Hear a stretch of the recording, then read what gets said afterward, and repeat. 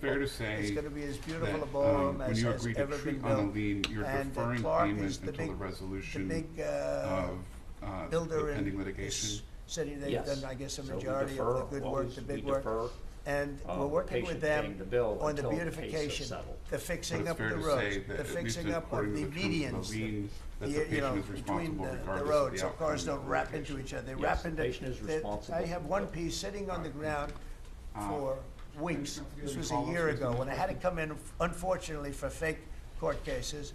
And I looked at the condition. We have it fixed up a lot right now. You know, the tents are removed and a lot of things have taken place. But I'd come into this city and I'd say, boy, does it look bad. The filth on the roads, the medians were broken and always laying down and nobody would fix them. And all of that, well, we're going to have new medians. We're going to have a nice topping put on the road. We're not going to rip the roads apart and start a construction project that lasts for 2.5 years as they rebuild the road, which they don't have to do. And we're going to have this place so beautiful. That's going to be a part of it. Now, the biggest part is crime, but it's also a part, you know, when you see a dirty city, like I told, I don't know, it became the #1 thing viral. I said my father is a smart guy, he's a great guy, he's a loving, wonderful father, but he could be a little on the tough side. He told me that, son, when you walk into a restaurant and you see a dirty, filthy door going into the restaurant, don't go there because the kitchen's dirty also. When they see a dirty capital, the rest of the world, they lose a lot of respect for our country. This capital is going to be so beautiful. We're going to have new poles, new lights, new fences. It's stuff that, when you add it up, it's money, but it's peanuts compared to what we're talking about. And we're also going to have great safety. Mr. President, I wanted to ask you on crime and also a question on foreign policy that maybe other officials can weigh into. And on crime, Iron shared your story, and you mentioned, you know, people going. That was a terrible story. I'm just amazed she's here. When the gun is Pam, when the gun is put to the head. Did they ever capture these people, by the way? I kept calling, but I haven't heard back about it. It'd be really great if you could maybe give the information. She's very good at capturing people, you know? She's very good. If you could give that information to Pam, would be great. Would you do that? Wouldn't, you'd love to see them. I would assume you'd like to see them captured. You can't, you just can't. Yeah, take a good look at them. Go ahead, so go ahead. Just a few weeks ago, I was out to dinner with So my I'm saying that the husband. testimony you may give in the house of research on the shot what you're going to do with the truth about that. Thank you. May I please have you state and spell your Oh, they're throwing things. They throw. How about where they chop down the granite curbs and the concrete curbs? But the granite curbs so expensive. You know, those granite curbs, nobody uses them because they're so expensive. And you see a guy chopping them and handing out big chunks of them like a brick because they couldn't get in because people were stopping them from walking out. A little bit unusual when you're walking with a bag of bricks. Generally speaking, Sean, that's not a good sign. Right? It's not a good sign. Good morning. They now come in with hammers. They can disguise a hammer. They start Yes, I pounding am. the concrete and the granite, and they hand out chunks. And those people take those chunks and start throwing them at cops, did. or they stand on the top of bridges she's and they not. drop them down into the windshield of your car. And I you have a get total of killed 5 kids. running into a light pole. Imani is the eldest. Those days are over. Did she live with you up until a certain period of time? She lived with me from the time she was born until she was age 19. I'd love to do it. If she'd like, I get along with Kathy. If she'd like to do that, I would do it. You see, look, New York has difficulty like other, and I don't want to make this, I want to make this like friendly. But the places we're talking about happen to be virtually all Democrat run. Now, take a look at your 25 places that are most trouble. Everyone, except maybe one, and it's way back. I'm a in number licensed 24, phlebotomist, 25, but currently essentially working for 25 Keck out of Medicine of 25 USC. are run by Democrats, and cashless bail was a disaster. Phlebotomist When they did is that, a Greek and I word believe it was meaning instituted a first person in New who York, but when extracts they blood did from a cashless bail, vein, that was a via tragedy tube for this, to because that's when it vein. really started getting bad. When somebody kills somebody, you I don't work say at you Keck can USC come School out, of you don't have to Medicine. put up It's anything. a You put that outpatient person in laboratory. jail, and you find out whether or not it's true. Yes. But you don't give cashless bail with a promise to come back in a couple of months, we'll start talking to you. Because they go out and they kill other people, and you can't do that. The cashless bail has been, you know, it's just a woke Yes, I thing. am. It's got to stop. You see that, Christy, better than anybody. It's got to stop. It causes unbelievable, and we're doing that. We're stopping it in D.C. I would love to have the governor of Illinois call me and say, look, we have a problem in Chicago. We will stop that problem I was in not. Chicago in 2 months, maybe less. Of course. 2 months, we'll stop it. These are tough cookies we have working for us. These are tough cookies. These are not politically correct soldiers that I won't go into definitions of what that means. But these are not politically correct soldiers. These are rough guys. I watched it last night. I see it. I saw them the other day when we went down and we spent some time together with them. These are tough cookies. These are not people that Yes, you she can was. laugh at and spit in their face and they're not going to do anything about it. And these people, they're afraid. These gang members who are bad people too. These are bad. Can you repeat the question, people. please? Ours are bad, but they're bad in a good sense, right? You don't understand that, Scott? Yes, she was. And we can solve. I was there Chicago when in 2 she months. went on Now, her interview, then, not as for physically your there, but she statement did before, we notify have me to of the keep it going, interview, and we'll be and able she to keep it notified going. me of The her first thing you hire have to date. do is get it down. We are very close to being at that position in DC, and within a month, we will be, within a month from when we started, which is quicker than I thought. We're gonna feel very, very safe. I think you feel very safe right now. But I would love it to have these governors, mayors call me and say, we'd like to invite you into our community because we have a problem. and Yes, you I can did. handle the problem, and we can't. One other thing, I sanctuary noticed cities, changes they should in be terms permanent. of They're sanctuary for a lot of criminals. anxiety, Their safety a lot and of security depression, for criminals. and They are just very, very bad. her And general all of these places have well-being big has sanctuary changed cities, and all dramatically. they're doing is protecting criminals. Okay. Were you advised, well, sorry, You have spoken out did very strongly for you notice after the incident that Imani Ellis had a scar to her face? I did. No. Where was the scar?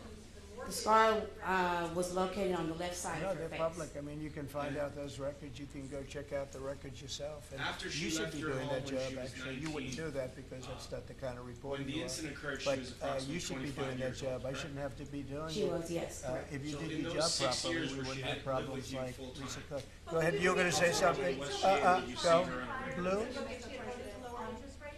Please. I think we have to I would have Lauren. see her probably maybe 2 to 3 times a week. We would visit frequently, yes. And in those 25 years, did Miss Imani Ellis ever? That's right. And we know who they are, and we know who they're doing business with. And we're arresting the people, very strongly arresting. Yes, and she we're did keeping them sustain there that scar. because, I you know, your visibly laws saw here it myself. make No, it I very understand. difficult. My And question one of is, the other laws we're aside from trying to these, get done, I guess the question what I want to know because is, you have do you 14-year-old have kids knowledge if that are Miss just as Imani tough as a Ellis, your daughter, 25-year-old kid, just sustained as this- dangerous, and they sustained carry the this same scar gun. from And somewhere we else? have to make a provision where they're treated Something like else outside older of this people. No. Because these are Do you have any seriously information for that? tough, bad. They're children, but they're criminals, and they're really So bad criminals. And they're your- used by your, older people because understanding is they that never get charged scar because to you her can't face do was anything caused to from them. this incident? But we are getting that change, Pam, I hope. Because you have How do you know 14-year-old that kids the that are scars evil, they're sick, to your daughter's face and they was have to be caused put by away. this? Something has to be done, because you can't have a society where they're allowed to walk the street. You know that better than anybody. She did notify me and called me believe it. right You're not after the tired holding incident, that? telling me that she had been scratched in the face and spit on. Look at him. He's been holding that thing for 3 hours. You're a good fisherman. How long after the incident did you Go ahead. go and see your daughter? She Did actually, she come to you? she actually came to visit me, I believe later that day. Did she look upset? Was she crying? She was hysterical, upset, crying, just It's very upset very throughout the whole serious situation. what I have in mind if I have to do it. And But I want to see it end. was your daughter a fan I of think Cardi that B in many before ways this he's incident? there. Absolutely. Sometimes he'll be there and Were you a Zelensky fan won't be of Cardi there. B before this You know, incident? it's Yes, like, I was. Are you a who do fan we of have Cardi today? B? I got to get them both at the same time. But I want to have it end. We have economic sanctions. I'm talking about economic, because we're not going to get into a world war. When you I'll tell said you what, that, in your my daughter was opinion, if still I didn't on, win this did your daughter race, tell you that? Ukraine could have ended up in a world war. We're not going to end up in a world war anymore, but it would have ended up possibly in a world war. That would have been they were ready to trot. But just like India and Pakistan, we're going to end up in a nuclear war if I didn't stop them. You know, it's sort of strange. I saw they were fighting. Then I saw 7 jets were shot down. I said, that's not good. That's a lot of jets, you know. $150 million planes were shot down. A lot of them, 7, maybe more than that. They didn't even report the real number. Were you aware if your daughter had I'm any talking car to accidents? a very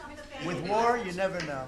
right? Wars I believe can it. be very horrible, Were you aware but with war, that you when never she know, was, things change. when People this go into happened war, 2 think they're days gonna win the after war, and then they get election, their it said asses kicked. that And your they lose their daughter country, wrote they her lose boss millions of and lives. admitted Nobody yelling goes into a in war person, thinking they're gonna yelling lose. at, They go in, I'm sure that Ukraine thought they were gonna win. Can you repeat the question, please? You're gonna win, you're gonna beat somebody that's 15 times your size.